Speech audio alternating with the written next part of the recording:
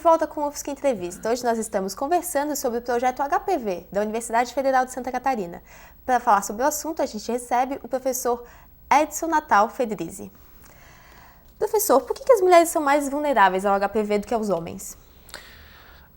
A infecção viral, principalmente o HPV, ele tem uma característica que para desenvolver as lesões precisa de uma alteração do nosso sistema imune. Então, de cada 100 pessoas que entram em contato com o vírus, apenas 10% vão desenvolver lesões. Aqueles 90% que não desenvolveram é porque o seu sistema imune, o seu sistema de defesa conseguiu eliminar o vírus sem nenhuma manifestação. Se a gente for observar a área genital feminina e a área genital masculina, a gente vai ver que há uma diferença muito grande. A área genital feminina, você tem um local que é quente, úmido, tem bastante bactérias, tem outros micro-organismos, que é um ambiente ideal para o crescimento de qualquer tipo de infecção. Enquanto que quando a gente avalia o órgão genital masculino, que ele é mais arejado, ele é mais resistente às infecções. Então, essas duas características fazem com que a repercussão da infecção, apesar do homem ter mais a infecção que nós chamamos subclínica ou latente, a repercussão mais grave acontece na mulher, porque o ambiente genital feminino ele propicia o crescimento, a replicação do vírus. Então o homem pode ter a doença latente e passar para sua parceira sem saber que tá doente, né? A grande maioria das vezes é isso que vai acontecer. A infecção HPV ela tem duas características importantes. A primeira é que ela pode ser adquirida não necessariamente pela relação sexual. Apesar da doença, do problema estar na área genital, não necessariamente. Pode ter havido uma contaminação com mãos, objetos, roupa, por exemplo, pode acontecer. Mas a grande maioria das vezes é através da relação sexual. Mas a outra característica do vírus é que você pode ter adquirido ele há 20 ou 30 anos atrás, não necessariamente nesse relacionamento que você tem agora. Então, até o momento que nós desconhecíamos ainda a história natural do vírus, muitos problemas conjugais houveram porque se acreditava que aquela lesão genital que apareceu na mulher foi adquirida pelo seu parceiro num tempo que se achava que era até 9 meses, 1 ano. Bom, se a mulher tem a manifestação de uma doença que no máximo ela adquiriu há 1 ano, então esse parceiro de 1 ano seria o responsável. Hoje em dia nós sabemos que não. A pessoa ela pode ter adquirido a infecção há 10 anos atrás, por exemplo, ela ter ficado latente durante esses 10 anos e agora por uma alteração do sistema de defesa, o estresse, uma queda da imunidade, ele se manifesta e passa a ser transmissível para a sua parceira. Porque enquanto a infecção é latente, a transmissão não acontece. Então ela pode conviver com a mesma pessoa durante 20, 30 anos e lá no 30º ano ela ser infectada pelo seu parceiro que deixou de ser latente e passou a ser uma infecção produtiva. E há maior riscos para as mulheres que estão grávidas?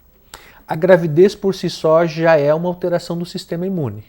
Se a mulher grávida ela não tivesse um mecanismo de imunossupressão, ela abortaria sempre.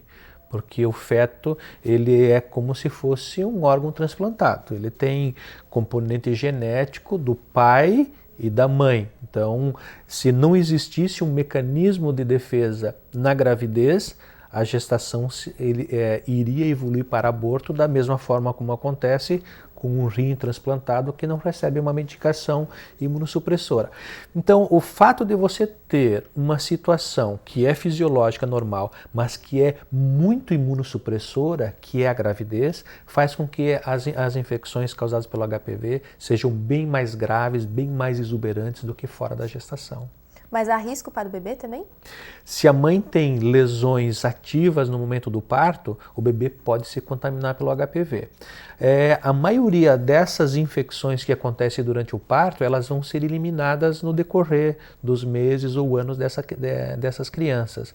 Agora, para cada 20 mil casos, por exemplo, vai dar uma doença grave nessa criança que nós chamamos de papilomatose laringeia recidivante, que é a presença do HPV na orofaringe ou nas cordas vocais, que foi adquirido lá no momento do parto, mas que lá pelos 12, 13 anos, quando está iniciando a adolescência, principalmente por uma estimulação hormonal, essas infecções passam a produzir lesões, que são as verrugas, e podem inclusive levar a óbito por asfixia. Então existe um risco, mas o risco é pequeno, se a gente for comparar o número de mulheres que estão infectadas e os riscos que tem para os seus bebês. Certo, então para evitar essa doença, como que pode ser feita a prevenção? O HPV, na sua essência, é uma DST, é uma doença sexualmente transmissível. Apesar de a gente ter comentado que em algumas situações, que é em torno de 5%, a contaminação possa acontecer não pela relação sexual. Então, todas as formas que nós temos hoje de prevenir as DSTs, nós vamos prevenir também o HPV. Em relação ao número de parceiros sexuais, o uso do preservativo, a mulher fazendo o exame rotineiro do seu preventivo, do seu exame Papa Nicolau, que vai se diagnosticar a presença do HPV ou de uma lesão pré-cancerosa que pode ser tratada antes dela se tornar um câncer. Então, tudo isso são formas de prevenir tanto a aquisição da infecção quanto o aparecimento do câncer ao longo do tempo. E como que é tratado o HPV, tanto o que é canceroso e o que não é?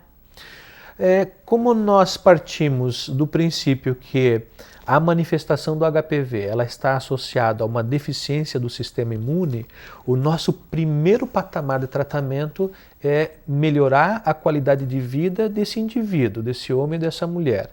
Alimentação, frutas, verduras, dormir bem, evitar o estresse, não fumar, que é uma situação extremamente imunossupressora para a área genital, fazer uma atividade física. A partir do momento que essa pessoa melhora a sua qualidade de vida, melhora seu sistema de defesa, ela já tem uma grande chance de eliminar espontaneamente a infecção ou as lesões. Quando isso não é possível sozinho, aí vai depender do tamanho e número das lesões. Então, se nós temos lesões grandes, o tratamento é cirúrgico. Se nós temos lesões pequenas, nós podemos fazer um tratamento destrutivo.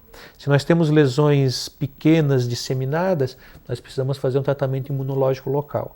Então, o tratamento ele vai desde a aplicação de alguma medicação que o próprio paciente pode fazer uso, até mesmo um tratamento cirúrgico dentro de um hospital com anestesia. Certo. Professora, a gente vai fazer um rápido intervalo e o UFSC Entrevista volta na sequência.